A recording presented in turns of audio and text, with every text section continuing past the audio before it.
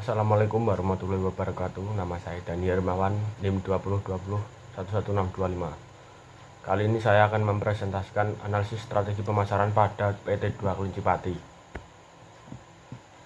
1. Market segmentation. Setiap pembeli di pasar memiliki keinginan, sumber daya, lokasi, sikap dalam membeli yang berbeda-beda. Melalui segmentasi pasar, perusahaan membagi pasar menjadi segmen yang lebih kecil yang dapat diraih lebih efisien dan efektif dengan produk dan jasa yang cocok dengan kebutuhan unik pembeli. Segmenting consumer markets. Ada beberapa variabel utama dari segmentasi pasar konsumen, yaitu geographic segmentation, demographic segmentation, segmentasi geografis, psychographic segmentation atau segmentasi psikografis, behavioral segmentation segment. B. Segmenting business markets. Konsumen dan pemasar bisnis menggunakan banyak variabel yang sama untuk menentukan pasar lokal. Pembeli dapat melakukan segmen berdasarkan pasar konsumen atau consumer markets. Para pemasar juga menggunakan beberapa variabel tambahan seperti karakteristik operasi, pendekatan pembelian, faktor situasional, dan karakteristik personal. Segmenting international markets. Untuk dari segmentasi konsumen yang mana mempunyai kebutuhan sama dan tingkah laku pembelian, bahkan mereka berada dalam lokasi berbeda negara. Target pasar adalah sekumpulan pembeli yang berbagi kebutuhan yang sama atau karakteristik di mana perusahaan putuskan layani target pasar, mengevaluasi setiap ketertarikan segmen dalam pasar dan memilih satu atau lebih segmen untuk dimasuki. Ada beberapa jenis strategi pasar, yaitu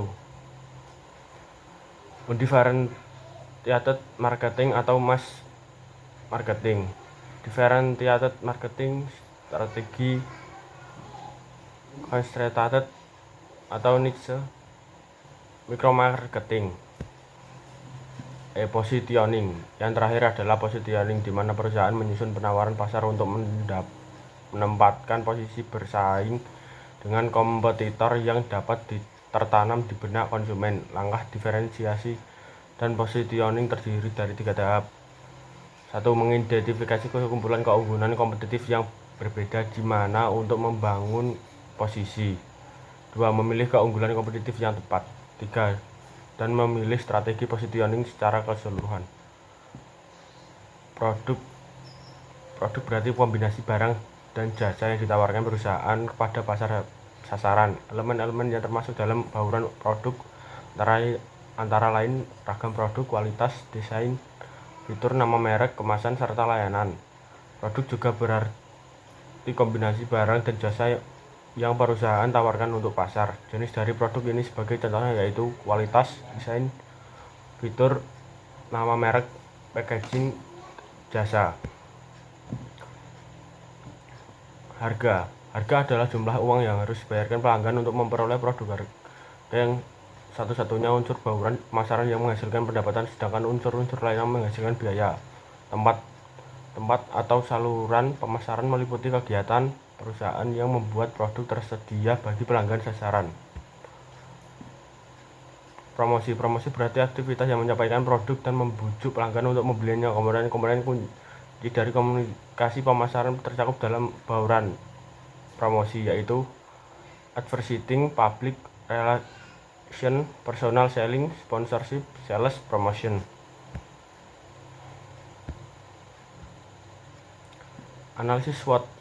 Faktor internal, kekuatan, strength, standar, quality, yang ketat pernah dituduh membohongi konsumen dengan iklan bebas kolesterolnya.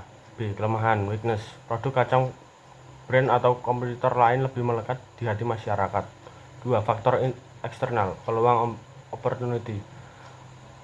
Menggandeng klub bola asal Spanyol Real Madrid, adanya kompetitor yang bergerak di bidang yang sama dengan PT 2 Kelinci.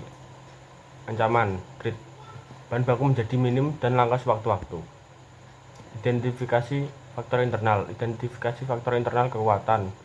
Identifikasi faktor internal, kelemahan. Identifikasi faktor eksternal, peluang. Identifikasi faktor eksternal, ancaman. Analisis strategi pemasaran. Konsep strategi menurut Binardi. Strategi merupakan suatu rencana penetapan yang merupakan jalinan elemen pemasaran, finansial, dan produksi. Dalam hal ini, elemen pemasaran yang dimaksud adalah segmentasi pasar, penetapan posisi pasar, strategi untuk memasuki pasar, strategi marketing mix, dan strategi penerapan waktu yang tepat. Konsep pemasaran menurut Marwan Asri mendefinisikan pemasaran sebagai usaha terpadu untuk mengembangkan rencana strategi yang diarahkan pada usaha, pemuasan kebutuhan dan keinginan pembeli, guna mendapatkan penjualan yang mendatangkan laba.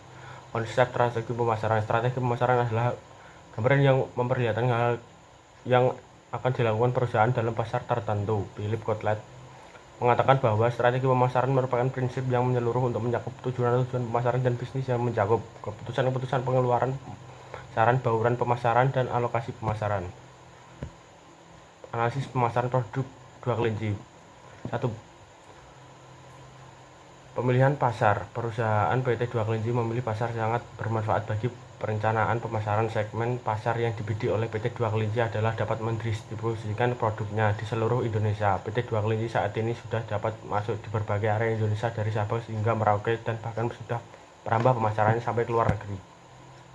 2. Perencanaan produk. Jenis PT Dua Kelinci cabang Kendari adalah perusahaan yang bergerak di bidang distributor consumer good atau makanan ringan, yang dimana proses produksinya didukung dengan mesin-mesin produksi berteknologi modern serta tim riset dan pengembangan yang solid. Dua Kelinci telah mengembangkan dan memproduksi beragam produk yang kini dikenal mencapai lebih dari 80 varian.